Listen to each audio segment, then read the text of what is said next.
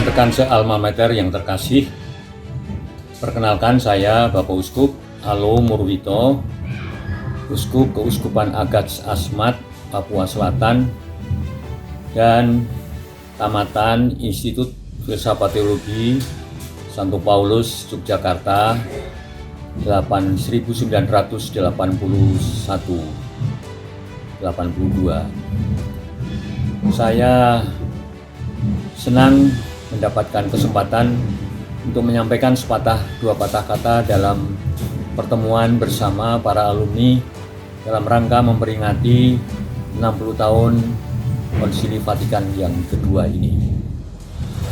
Selamat bertemu kembali. Mohon maaf saya tidak bisa hadir memenuhi undangan dari rekan-rekan. Saya beruntung bisa mendapatkan kesempatan belajar di Institut Filsafat Teologi Santo Paulus.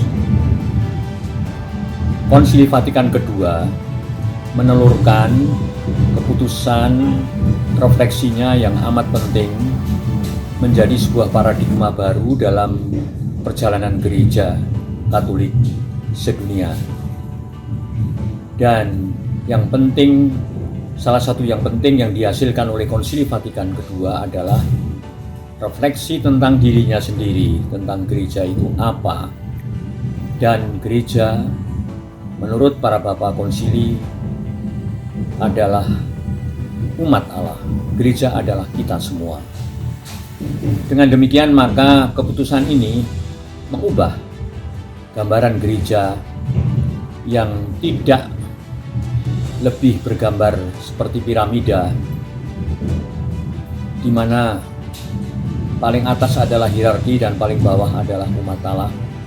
Dan umat Allah seolah-olah sebagai pengikut belaka, mengikuti begitu saja apa yang menjadi petunjuk arahan dari hierarki gereja. Tetapi umat Allah, dengan pandangan umat Allah, mau disampaikan bahwa semua anggota gereja mesti terlibat di dalam gereja menurut karismanya, menurut panggilannya masing-masing. Inilah satu hal yang amat penting yang ditelurkan oleh Konsili Vatikan kedua dan yang mempunyai dampak dalam perkuliahan di Institut Filsafat Teologi Santo Paulus.